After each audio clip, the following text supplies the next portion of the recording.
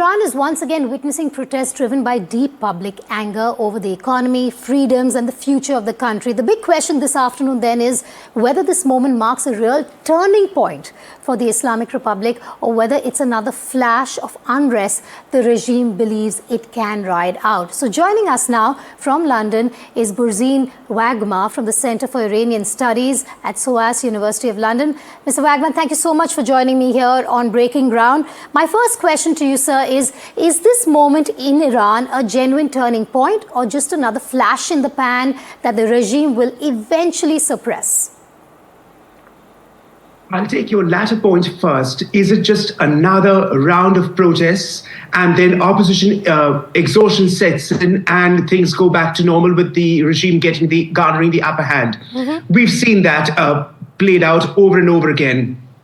What makes the protests distinct and not distinct are this, Devika. Firstly, the people out are there and it's very voluble, but it's not the 2 and 3 million that we saw during the Green Revolution of 2009. We've not reached those numbers in terms of protests, despite being national pan-Iranian protests across all 31 provinces now.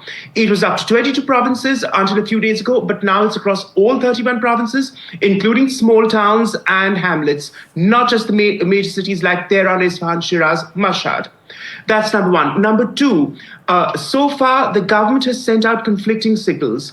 President Pezeshkian has asked the police and security forces to exercise restraint because he's something of a moderate, which is why he was elected in the first place. But the security forces and the regime hardliners are not having any of it, looking upon these genuine grassroots movements as led by insurrectionists funded from abroad or by Israel or the US and all that kind of nonsense. They've capitalized on that over and over again, but this time it's not so, and it may tip against them because the traditional bazaar element is out, which is dead set against the regime's inefficiencies and ineptitudes too. The bazaar as such, the marketplace, consists of the Shia, pious traditional merchant class who supported the revolution in 79, ironically against Reza Pahlavi's father when he was ousted in Jan 79. And they were in more ways than one continue being the lifeline and providing patronage networks and legitimacy to the current dispensation over the last 47 years. But they've been hard hit by this economic mismanagement, which has more to do with endemic corruption and venality, less so with sanctions. Much less so with sanctions, but with the basic sclerotic economy, structural iniquities and inefficiencies which have been embedded over the last so many decades. So, Burzine, that brings me to my next question. Do these protests signal a deeper erosion then of the regime's legitimacy, or does the state still have firm control? The regime has no legitimacy. I can answer that right away. It has no legitimacy across the board, across all strata of Iranian society, well, except those who benefited from it, the financial oligarchy surrounding Khamenei, who've done well for themselves, and who, unconfirmed reports now mention, some are flighting it by asking for visas for France. And that reminds me of pointing out to your viewers what has happened overnight.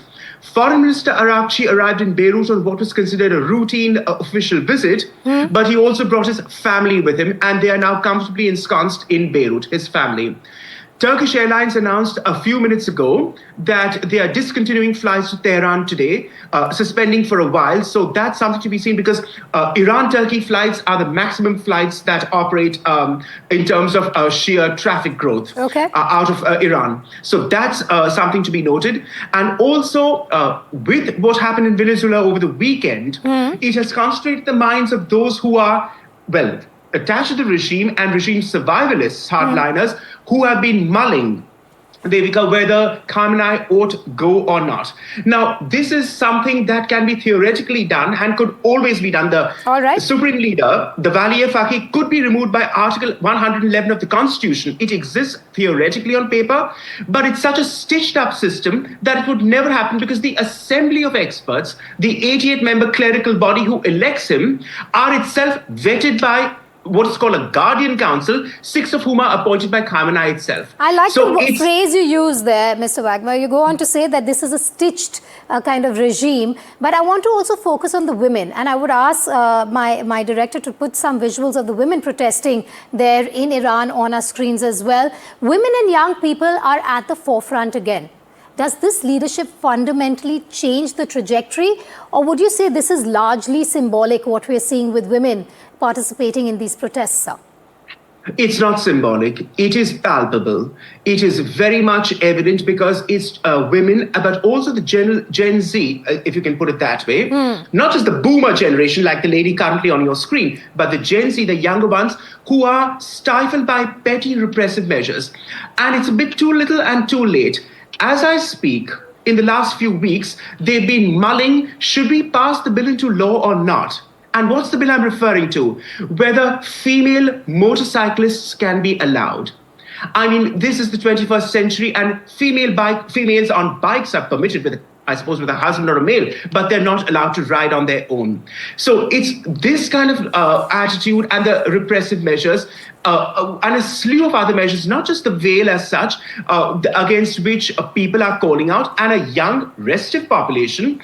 Over 65% of Iran's current demographic is in the working age group between 18 and 60 is as such. Interesting. So you have a very restive population and a literate population with 90+% literacy, with no opportunities or nothing to look forward to.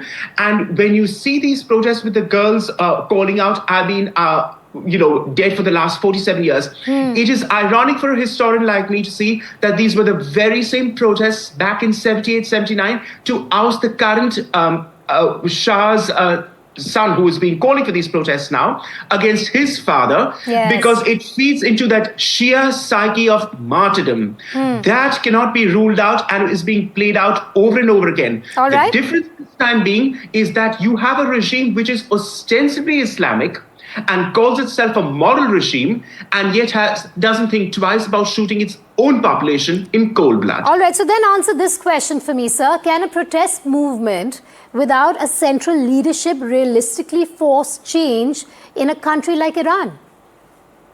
That is to be seen, because in the last 12 days, what I have not perceived is the quantum of repressive force that the regime can bring to play, and which it has done so in the past. 2009, 2017, 2022, and going back all the way actually to 1999.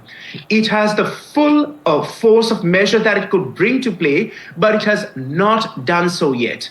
If that were to kick in with a full-fledged sledgehammer approach, because currently Iran is on a yellow alert, if it were to go to red alert, the RGC Revolutionary Guards infantry battalions would be out, and things would then go into a full live Tiananmen Square protests with mass shootings in cold blood. We have seen shootings in cold blood. We've seen security forces enter hospital wards, dragging out wounded protesters who are being medically attended to, which was done last Sunday. And the president has asked them not to do so, the forces in question. All right. But that shows that there is a dichotomy within the higher-ups as to what to be done next. All right, I have two quick questions for you. I'm running out of time, but I would love and appreciate for you to answer both. My question to you is, the state's response has been heavy-handed.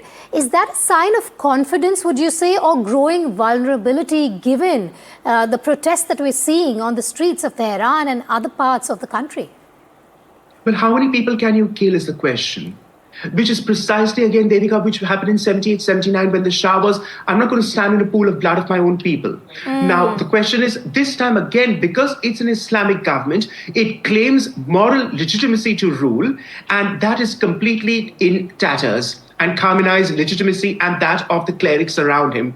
On what basis do you rule? What is the social contract?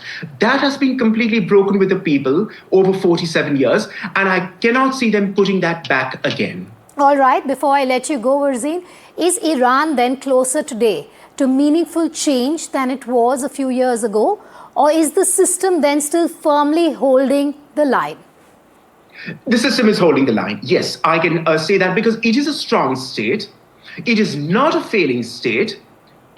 you could put it arguably, it's maybe a failing state which refuses to fail, is the best way I can put it currently. But it is a strong state. It has not enforced with full measure and brutality what it has at its disposal to do so. It can do so at a moment's notice and can shut these protests down if it were to come to it. There's nothing to stop them from doing so, but it's just that the sheer dysfunctionality of the regime and the confusion at the high and Khamenei's indecisiveness that is compounding the situation. All right, that was Burzine Waghmar from the Center for Iranian Studies at